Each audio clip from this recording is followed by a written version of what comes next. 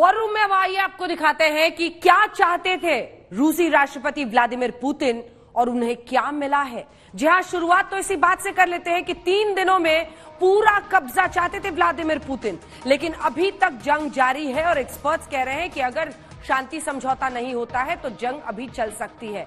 34 दिनों में भी उनका प्लान कामयाब नहीं हुआ है।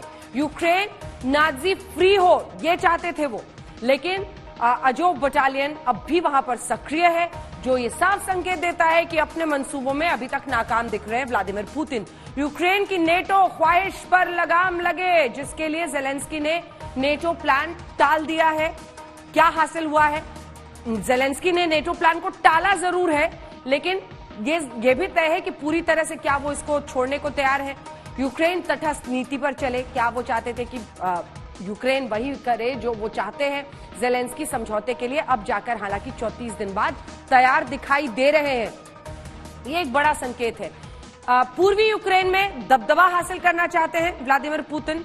टारगेट करीब करीब इस मामले में उनका पूर्वी यूक्रेन में पूरा हो रहा है, क्योंकि चाहे वो दोनेत्स्क हो, लुहांस्क हो, नीचे आप क्रिम में आ जाइए, चाहे मारियोपोल में भारी तबाही मचा रहे हैं, इस हिस्से को वो लगभग अपनी कंट्रोल में लेते हुए डॉनबास इलाके की आजादी वो चाहते हैं। वो चाहते हैं कि वो रूस का हिस्सा बन जाए, अलग हो जाए यूक्रेन से।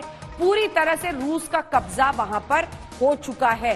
डॉनबास यानी लुहांस्क और दोनेत्स्क दोनों को मिलाकर डॉनबास एरिया कहते हैं। पश्चिमी देश कमजोर हो ये वो चाहते थे। पश्चिमी देश ज्यादा एकजुट हो गए हैं, यानी साइड इफेक्ट इस जंग का ये हो गया है कि जो पश्चिमी मुल्क हैं वो एकजुट हो गए हैं अब रूस के खिलाफ। नेटो की खामियां सामने आए, वो चाहते थे कि नेटो में इसको लेकर मतभेद हो, क्योंकि अलग अलग तरीके से वो कहते हैं कि रूबल में ही हम तेल आपको देंगे।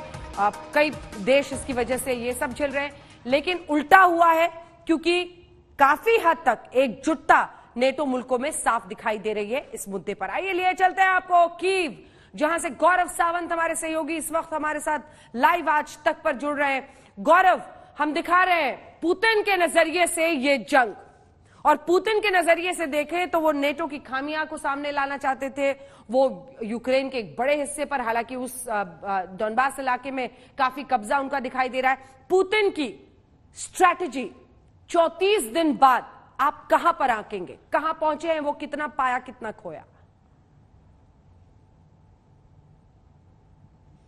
34 दिन बाद रूस की छवि खासा धूमिल हुई है। रूस 34 दिनों में भी कीव पर कब्जा करने में सफल नहीं हो पाया है, और यहां पर जहां हम हैं समय कीव में, और खासतौर पर कीव के उस इलाके में जहां रूस की सेना बहुत ज्यादा दूर नहीं समझी जा रही थी, वो रूस की सेना धीरे धीरे यहां कम हो रही है, ऐसा आकलन यूक्रेन की सेना का है। यूक्रेन की सेना के कुछ अधिकारियों से हमारी बात हुई है, और वो लगातार कह रहे थे कि जिस तरह का प्रेशर रूस की सेना ने पिछले कुछ हफ्तों में बनाया था, वो प्रेशर कम होता जा रहा है, और धीरे धीरे अब यूक्रेन की सेना नए इलाकों पर, यानी अपने ही इलाकों पर एक नए सिरे से आगे बढ़ने का प्रयास कर रही है।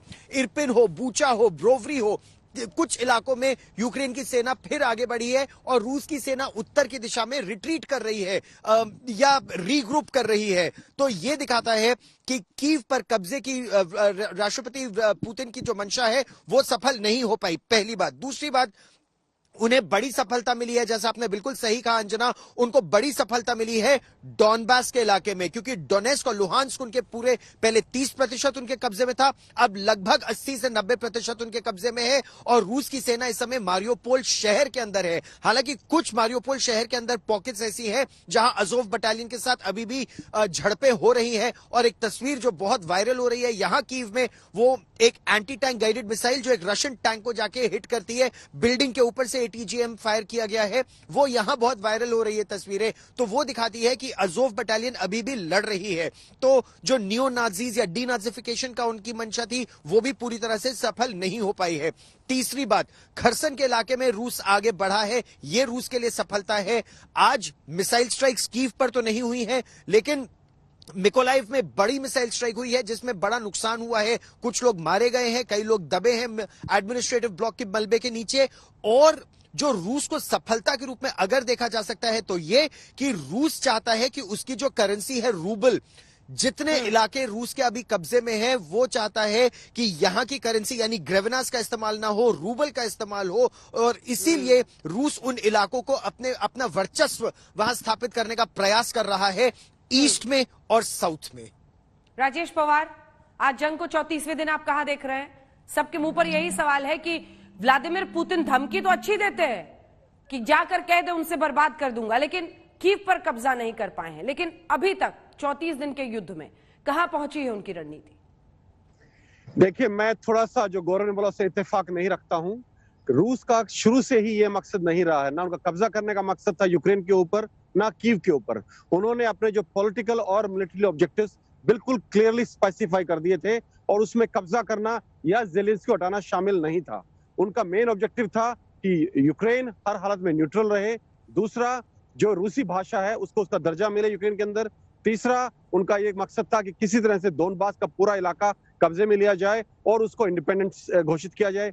आखिरी उनका मुद्दा था कि क्रीमिया को यूक्रेन एक्सेप्ट करे कि ये उसका हिस्सा है। और मैं मानता हूं रूस लगातार इस दिशा में बिल्कुल सही दिशा में बढ़ रहा है। उनके मिलिट्री ऑब्जेक्टिव्स उन्होंने हर हालत में अचीव कर लिए हैं, पहले फेस ऑफ ऑपरेशंस में जो 4 दिन पहले खत्म हो गया था। और यही जो मिलिट्री ऑब्जेक्टिव्स हैं वो इनका इस्तेमाल करेंगे अभी नेगोशिएटिंग टेबल पर, ताकि प्रेशर डाल सके और जो पॉलिटिकल ऑब्जेक्टिव्स हैं उनको वो हासिल कर सके। अंजना।